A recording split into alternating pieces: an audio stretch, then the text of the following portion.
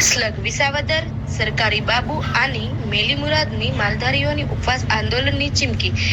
વિસાવદર સરકારી બાબુઓની મેલી મુરાદને લઈને કાલસરી ગામના માલધારીઓને વધુ એકવાર ઉપવાસ આંદોલનની ચીમકી। વાત કરવામાં આવે તો કાલસરી ગામના માલધારીઓએ 3200 વીઘા ગૌચર ઉપર ભૂમાફિયાઓ દ્વારા કરેલ કબજો છોડવા માટે 2008 થી આંદોલન કરતા આવ્યા છે। ત્યારે વર્ષ 2023માં જિલ્લા કલેક્ટર દ્વારા ગૌચર જમીન માપણીનો હુકમ કરેલ ત્યાંથી લઈને આજ દિન સુધી સરકારી બાબુઓ દ્વારા માલધાર સમાજને ટાર્ગેટ કરીને એનકેન પ્રકારે હેરાન કરતા આવ્યા છે।